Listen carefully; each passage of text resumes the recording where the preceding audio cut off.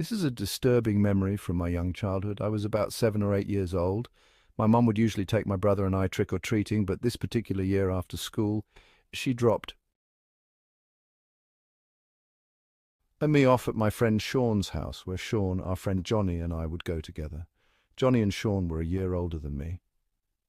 We met while I was playing with my brother on the block. Johnny and Sean lived around the block from me. Sean had a weird upbringing that I never really understood. His sister was like 20 years old. There was a big gap between them. She was always his caretaker, it seemed. Whenever I was at his house always smelled like cat, and his sister always had a different guy over. It seemed like his sister was always cold to me, in the sense that she'd never acknowledge me or say hi or anything. Sean's dad was never in the picture, and his mum, I believe, was always working out of town. I guess I only met Sean's mum a few times. We never really stayed in touch for long enough for me to figure all this out. Anyway, my mum dropped me off at Sean's, expecting that Sean's mum would be trick-or-treating with us. After saying goodbye, I went into his house. Johnny was already there. We all had big pillow sacks to fill with candy. This was round the time that I learned that neither Sean's mum nor sister were coming with us to supervise. I was young, so I sort of felt slightly uncomfortable knowing that Johnny and Sean would be leading the way. But at the same time, I felt a sense of excitement that we'd have more freedom. I knew for a fact my mum would not have approved of us going unsupervised, though, so eventually we were off into the neighborhood, walking around, doing our rounds, door to door. Quite a few people asked if we were alone or where our parents were, and Johnny would always be the one to use the same lie that his mom was up ahead with his sister. It worked every time. This was on a Friday, so we didn't get to start trick-or-treating until around 5, but we didn't have school the next day, so we intended on going until our pillow sacks were completely full. We took a break after a couple of hours and went to Sean's, where he heated up a bunch of frozen pizzas. At the time, I was so jealous of the apparent freedom he had in his house, not having parents who cared about what he did. But looking back now, I count myself super blessed to have grown up in a household with two strict parents. After we hung out at his house for an hour and watched Halloween specials on Nickelodeon while eating pizza and candies, Johnny eventually was picked up by his mum. But Sean and I wanted to keep going, so we eventually headed back out for round 2. It was dark out now, and it had to be past 8 p.m. There were a lot fewer trick-or-treaters now. We tried to go to certain blocks we hadn't gone down yet, which meant straying further away from Sean's house. We found a block we hadn't touched yet and continued knocking on doors.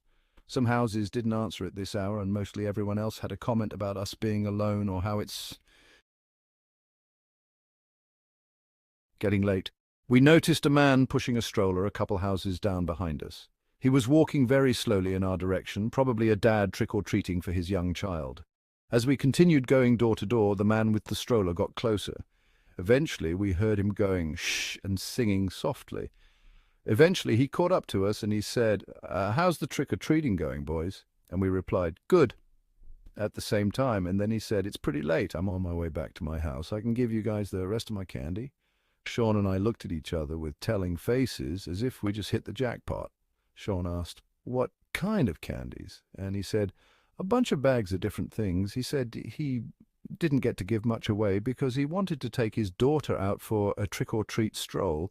He did have a bag dangling on one of the handles of the stroller, which was filled with some candies. The stroller was fully covered by a folding piece on the top, so we couldn't see his daughter. He said, she's asleep and I didn't want to wake her up. But he pointed ahead and said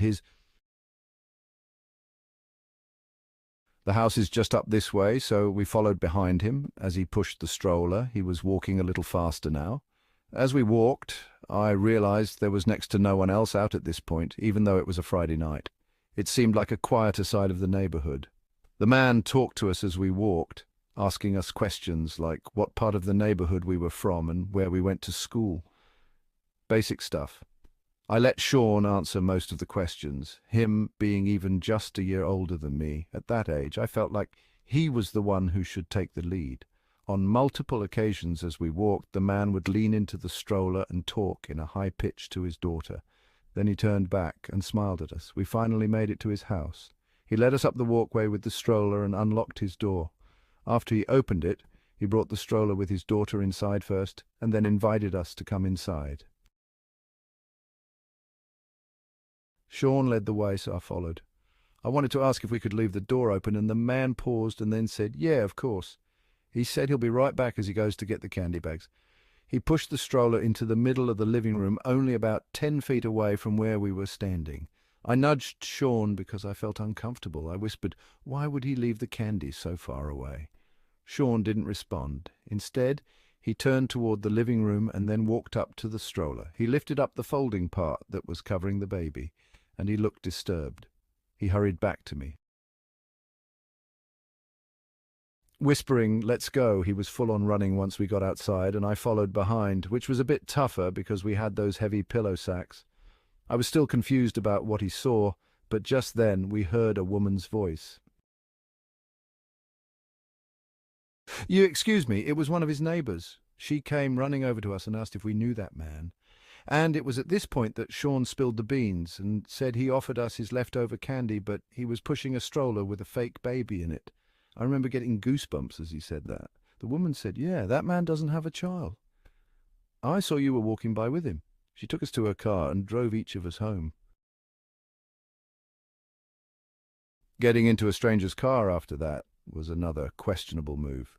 The woman came to my front door to talk to my mom about what we just told her. My mom was distraught. After I told her every last detail about the night, she sent me to my room while my parents called the police on that man. My parents never told me anything about what happened after that. I believe they wanted to shelter me from any more exposure to the situation. My mum didn't want me going over to Sean's house anymore, and I know she had quite a bit to say to Sean's mum. I did see Sean at school once in a while still, and we remained cordial, but our friendship was never the same after that.